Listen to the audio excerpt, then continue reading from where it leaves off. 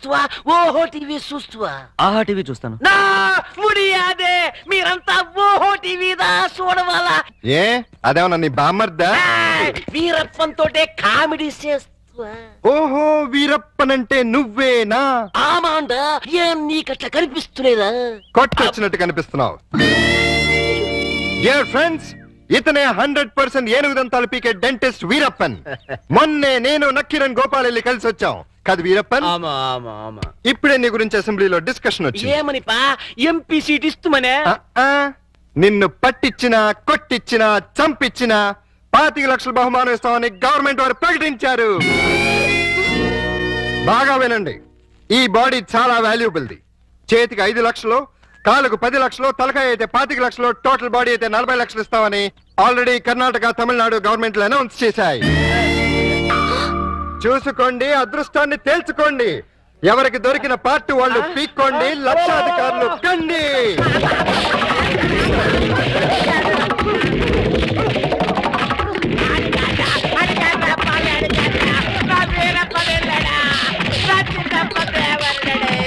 అబద్ధం, వాడా వీరప్పన్. వాళ్ళు నువ్వు పట్టేసుకుని డబ్బులు కొట్టేస్తావనా? మీరు కంటిన్యూ అవ్వండి ఫ్రెండ్స్.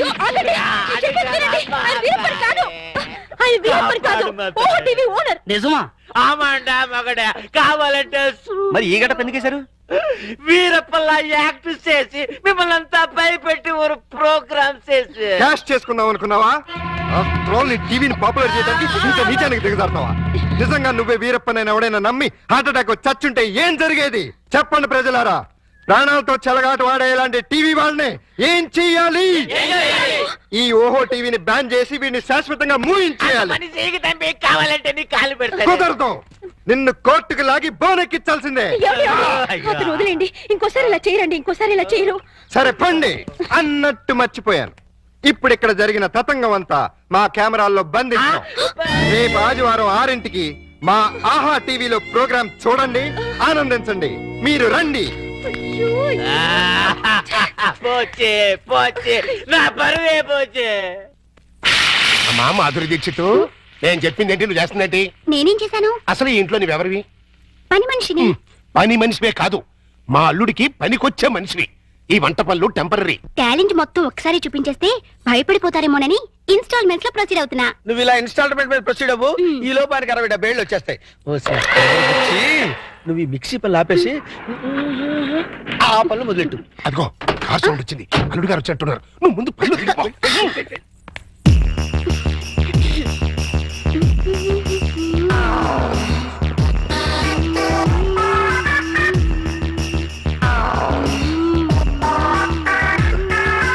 లొక్కు పడింది, గుట్టకు కూడా పడింది.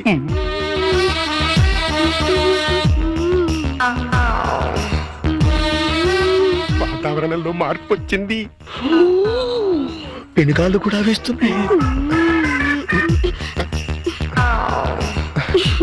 వాయుగుండం ఏర్పడింది, తుఫాను చెలరేగింది.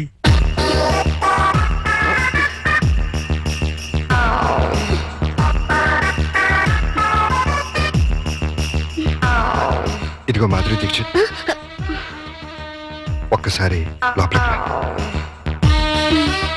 తుఫాను తీరాన్ని తాకేసింది, ఇంకా వరదలే వరదలు. ఏంటి, ఎక్కడికి వెళ్తున్నారు? ఇమాజినేషన్ లోకి. అయితే నేను వస్తా, ఇద్దరం కలిసి వెళ్దాం. ఒక సాంగ్ కలిసి వస్తా. అయితే పద పద.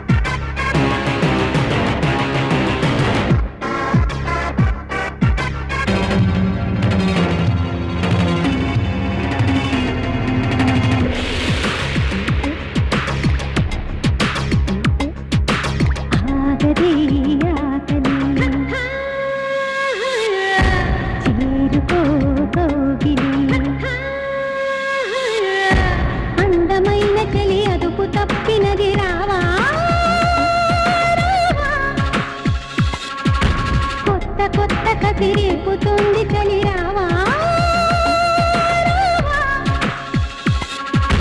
తనువులు తకాలి తపనలు తీరాలి రారా నాదరా అందుకే జాబిలి అందుకో కౌగిలి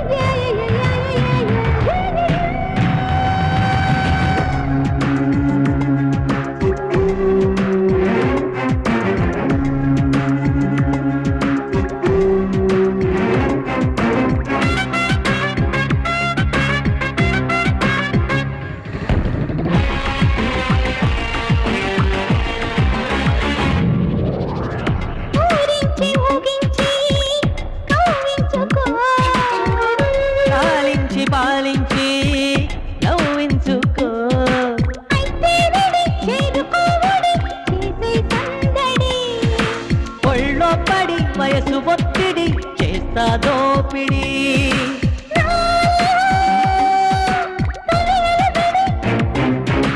నీలో తమకపు సడి సొగసుల పట్టేసి నడుమని రాధారాబడి అందుకే కోమలి అందుకో కౌగిలి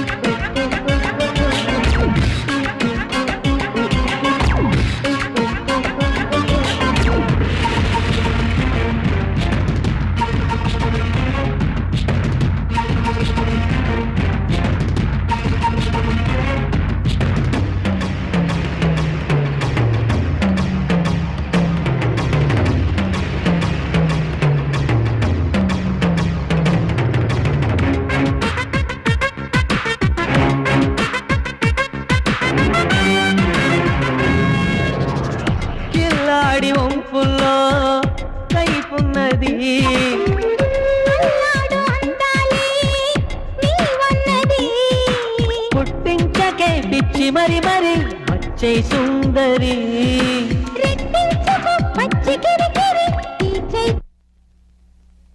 చూసే మగసిరి గురి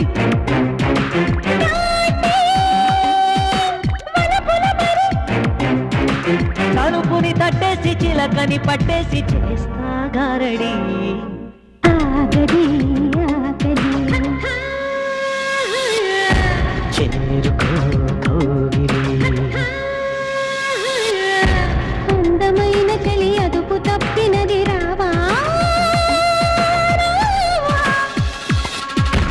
కొత్త కొత్త కసిరేపుతోంది చలి రావా రావా తనువులు తకాలి తపనలు తీరాలి రారా నాదరా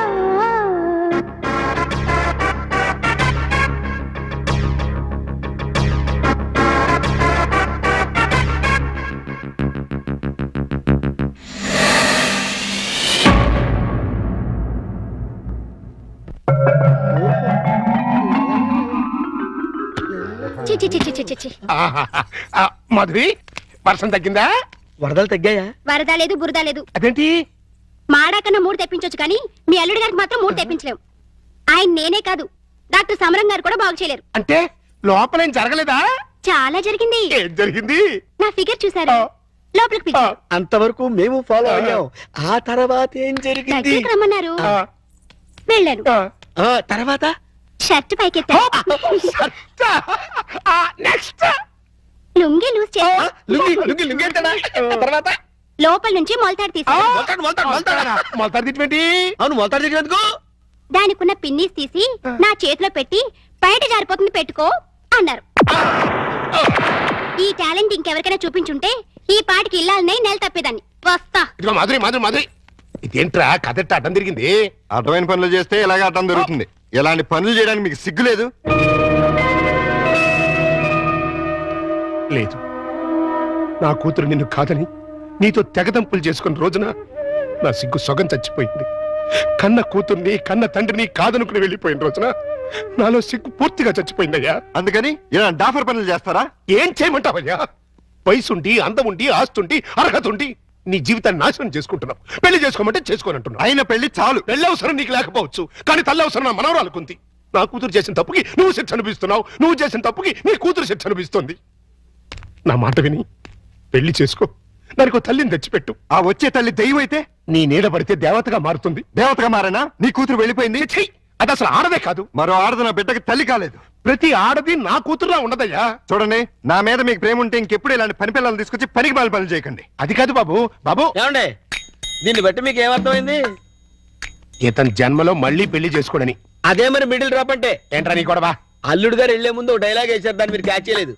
ఏంటది? నా మీద మీకు నిజంగా ప్రేమ ఉంటే ఇలాంటి పని మనుషులు తీసుకొచ్చి పనికి మాల పనులు చేయకండి అన్నారు. అంటే దాని మీనింగ్ ఏంటి? ఏంటి? సంసార పక్షంగా ఉన్న వాళ్ళని తీసుకొస్తే నేను ఒప్పుకుంటానని ఇండైరెక్ట్ గా చెప్పేశారనమాట. అలాగా? అయితే పద, అల్లుడు లెవెల్కి తగ్గ సంబంధం తీసుకొద్దాం. పద.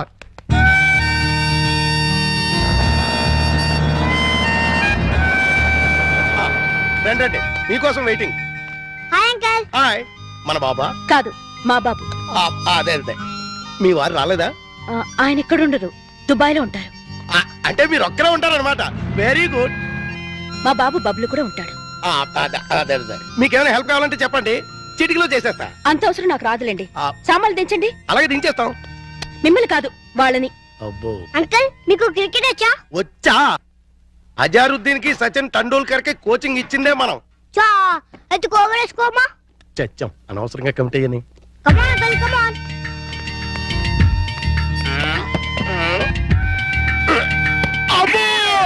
గట్టిగా తగిలిందా అంకల్? అబే, పూల మెత్తగా తగిలింది. అయితే ఇంకో బాలే. ఇప్పుడు అసలు వాటం చూస్తుంటే కొట్టరాని చోట కొట్టిన చేత అక్కాయో అక్కాయో అనిపించేలా కనబడుతున్నాడు. అయిపోయాడు గుంటడు. ఏ పిల్ల, ఆ బాల్ ఏంటి? ఇలా రా, ఇస్తా. ఇవ్వు. అమ్మా!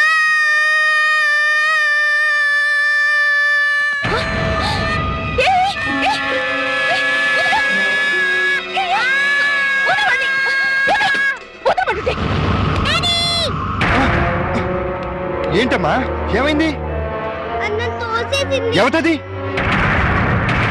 ఓహో, నువ్వా? ఆహా, తమరి కూతురా?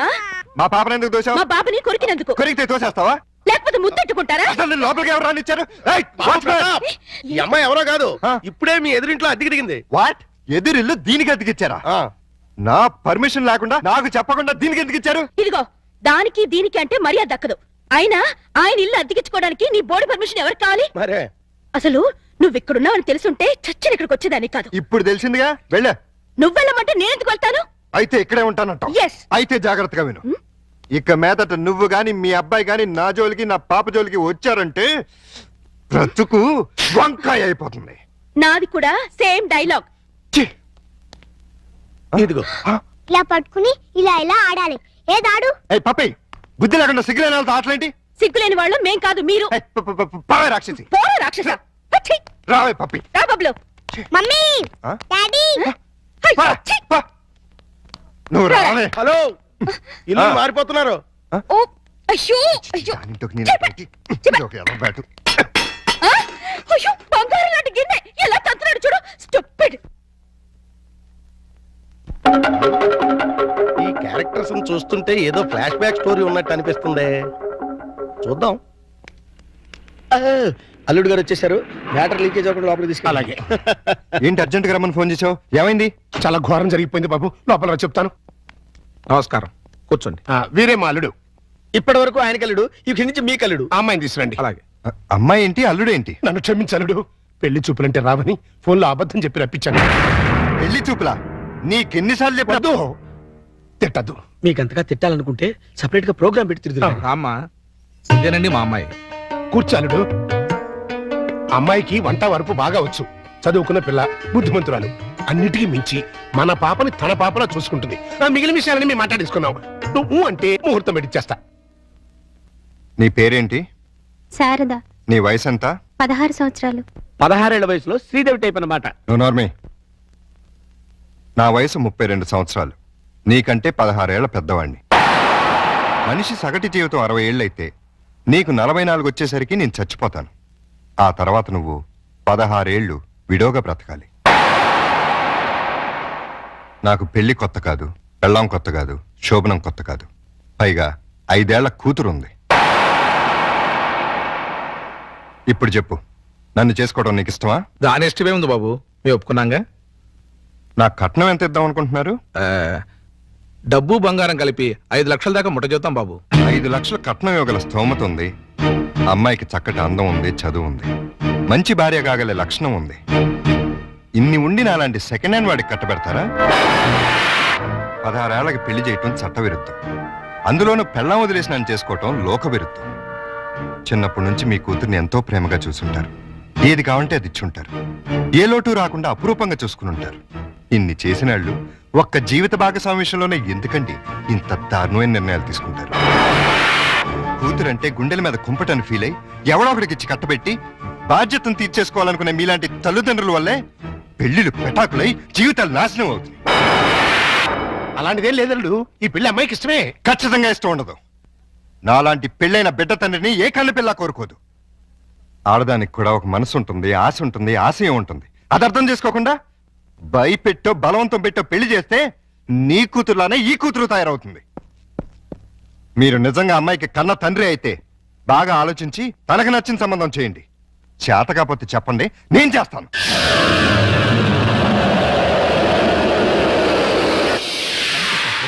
Good morning good morning. Good morning. ఏంటి అంత రెడీయా? అంతా రెడీ సార్. హీరోయే లేడు. ఏమయ్యాడు? నేనే ఎందుకు లేని పంపించేశాను. ఏ ఆ హీరో వేషం నే వేద్దామని. చండాలంగా మీరు హీరో ఏంటండి? అంటే నేను కామెడీ వేషాలు తప్ప హీరో వేషానికి పనికిరానా? పిచ్చేషాలు వేయడానికి తప్ప ఎందుకు పనికిరారు. ఇదిగో నువ్వు వెళ్ళా మాణిక్యం పిలుచురా. అల్లుడు, నువ్వు చేసిన పని ఏమన్నా బాగుందా? ఏది మా ఓనర్కి వేషం ఇవ్వబడదు. కాదు, బంగారం లాంటి పిల్లని పెళ్లి చేసుకోబోయే మగడ అంటే ఆ పిల్లకి ఇంకో మొగుని చూస్తాను అంటాం. నేను పెళ్లి చేసుకోనని 1,00,000 సార్లు చెప్పాను. చేసుకోమని 1,00,00,000 సార్లు అడిగాను. అసలు పెళ్లి మీద నాకు లేని ఆశ నీకెందుకు? దాన్ని కని నీ కట్టబెట్టి నీ జీవితాన్ని నాశనం చేశాను కాబట్టి. నా కూతురు చేసిన తప్పుకి నువ్వు శిక్ష అనుభవిస్తుంటే చూడలేకపోతున్నాను కాబట్టి. అల్లుడు, దయచేసి పెళ్లి చేసుకో. నేనొట్టి మొగాడిని కాదు, మొగుడిని, తండ్రిని. అయితే ఏమైందండి? మళ్ళీ పెళ్లి చేసుకుంటే మళ్ళీ మొగుడు కావచ్చు, మళ్ళీ తండ్రి కావచ్చు. నేను మరో కన్నిమెళ్ళలో తాళి కట్టి ఈ సెకండ్ హ్యాండ్ భర్తతో నేను కాపురం చేసేదని అనుక్షణం అమ్మాయి బాధపడేలా నేను చేయలేను. ఇక ఈ మనిషిని మార్చడం నా వల్ల కాదు. మరి అదే నా తొట్లో తొందరపాటు. రామాయణంలో ఎన్టీ రామారావు రావణాసుడు వేషం వేస్తే సీతకాయ మైరాగం రాముడు వేషం వేసిన హర్నాథ్తో పోతానంటుంది అన్నట్టుంది. కాస్త అర్థమయ్యేట్టుగా చెప్పు చావు. మీరు ఇంకా క్యాచ్ లేదన్నమాట. క్యాచ్ చేయడానికి బాలెవరేశారా? మీ అల్లుడు గారు ఆయన చెప్పిన లాస్ట్ లాగేంటి? ఏంటి? కన్నె మెడలో తాళి కడితే ఆ పిల్ల ఇతన్ని సెకండ్ హ్యాండ్ మొగుడిగా ఫీల్ అవుతుందని ఈయన ఫీల్ అవుతున్నారు. అంటే దాని అర్థం ఏంటి? ఏంటి? ఏంటండి కన్నె గారి పిల్లని చూడండి అని. కన్యగాని పిల్ల అంటే ఏదైనా కేసును చూడమనే? మీతో అదే అలాగే విడాకులు తీసుకున్న పిల్లలు చూడండి అని. విడాకులు తీసుకున్న పిల్లలు ఎక్కడ దొరుకుతారా? అమెరికాలో అయితే కుప్పలు కుప్పలుగా దొరుకుతారు. ఇండియా సంగతి చెప్పు. ఓ పని చేద్దాం, విడాకుల కేసు కోసం కోర్టుకు వెళ్దాం. మనకి పెళ్ళాలే లేరు, విడాకులు ఎవరు ఇస్తారు? అయ్య బాబాయ్, జోక్ లేకండి బాబు, లాఫింగ్ చేయలేక చచ్చిపోతున్నాను. అది కాదురా. మూసుకుని నన్ను ఫాలో అవ్వండి. కమాన్.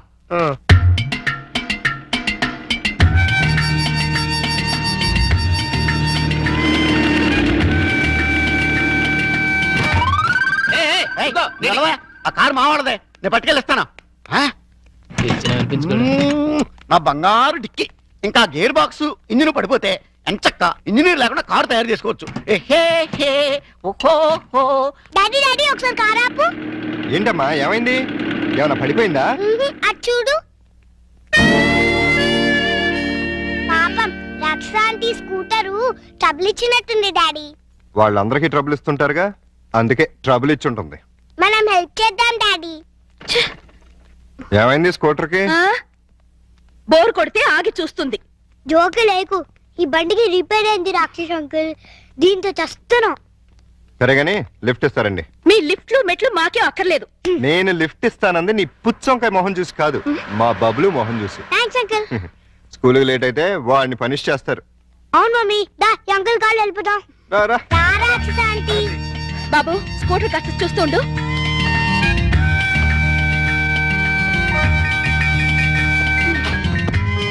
హలో, నేనేం మీ డ్రైవర్ని కాదు వెనకాల సీట్లు తన్ని పెట్టి కూర్చోడానికి వచ్చి ముందుకొచ్చా ముందు సీట్లో మీ పక్కన కూర్చోడానికి నేనే మీ పెళ్ళాని కాదు. నేనేమందుకు రమ్మల్లా ఇగో మీ తాత కొట్టింది కానీ ముందు మా స్కూల్ దగ్గరికి పడండి. రా వచ్చి కూర్చో. ఏ తింగర ఏంటిది సీట్ అనుకున్నావే అనుకున్నావు.